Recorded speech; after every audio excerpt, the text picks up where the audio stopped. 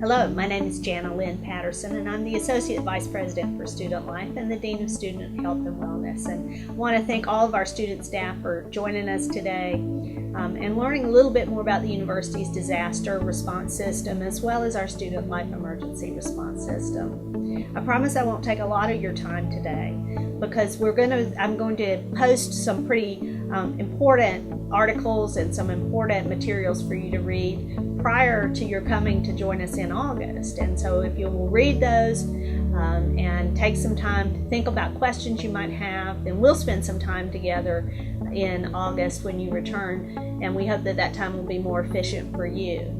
Disasters are unavoidable, and whether they're natural disasters or sometimes person-made disasters, the best we can do is to be ready for them when they occur. I want to assure you that the university has an integrated disaster plan to respond to a broad range of disasters and emergencies, whether it's a single emergency with a student who becomes ill, a hurricane or an ice storm that hits our campus, or in being prepared for those other kinds of mass tragedies. Luckily, we've not experienced those, but we want to assure you that we think about those things and that we're prepared for them if they happen. The university's disaster plan is coordinated by Mr. Robert Buckholz in physical plan, and he oversees our university's emergency response team, and that brings together people from all over the university. And it's our job to think through resources and plans that we will need in the event of a large-scale emergency or disaster.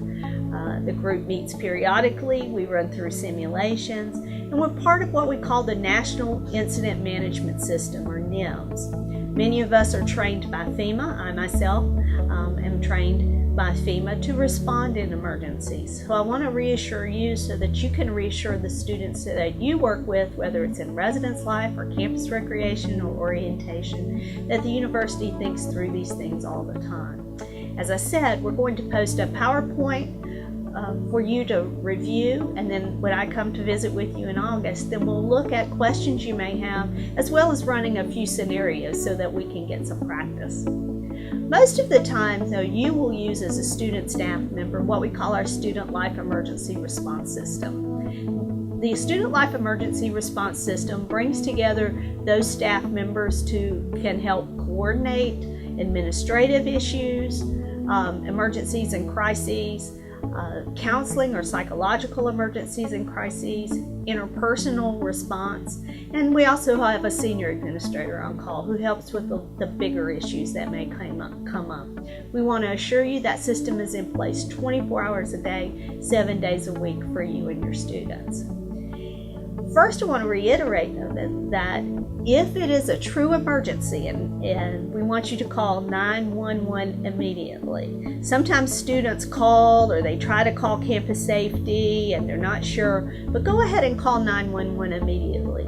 You will get the quickest response, and then that will trigger our response for our other staff to respond as well. But we want for you and for those students that you're working with or the visitors to campus that we may have to get the best care they can immediately, whether that's a medical emergency or psychological emergency or someone in your building who you feel like needs to be talked to or looked at by campus safety authorities. So go ahead and call 911. If it is a crisis, meaning that there's no threat or risk of immediate danger or harm, but a pretty important situation and you just don't know what to do or the student needs assistance, then contact Campus Safety and Police at 336-278-5555, and they will dispatch the appropriate Student Life Emergency Response person. Now, we have a broad range of responsibilities when we're the Student Life Emergency Response team. If a student goes to the hospital, we'll send someone. If it's a severe situation, we'll send someone to go with them. If a student is in a psychological crisis and needs to talk to a counselor, we're going to dispatch a counselor. If a student has experienced a bias incident and the student would like some support immediately, we're going to give that student some support. If there is a roommate situation or a roommate conflict on your hall that's causing immediate disruption, we want to help diffuse that situation until a more long-term solution can be looked at. So again, we have a broad range of responsibilities, but as a student life staff member or member of our team, you are important to that piece, meaning we want you to contact us as soon as possible, or we want you to contact us when you need support in dealing with some of these situations. Again, could be from a medical emergency to a reported sexual assault on your roll. We want to make sure that you know that you've always got backup.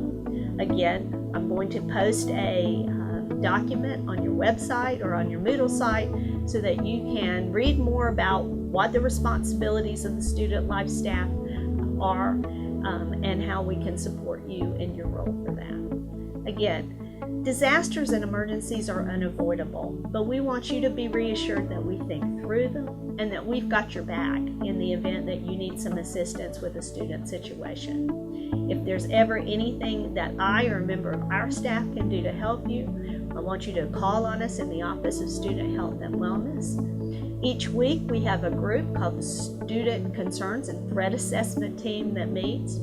First, let me assure you, most students aren't a big threat, but it does help us begin to address situations that may be disruptive or may have the potential for a threat, whether it's a threat to someone's personal safety or if they're a threat to someone else. So we want you to make sure that you can talk to your area director, you can talk to your supervisor in campus rec, you can talk to your supervisor in orientation, you can talk to your supervisor in the Mosley Center, or wherever your particular area falls. Or you can contact us directly, and we will be glad to put that student on the list, to bring those concerns to the group, and to come up with an intervention strategy. We never leave that meeting without someone being aware of the situation and working to make sure that there's some resolution or some monitoring in the situation. So again, we've got your back. If we can help you, let us know, and I look forward to working with you a little bit later on. Thank you.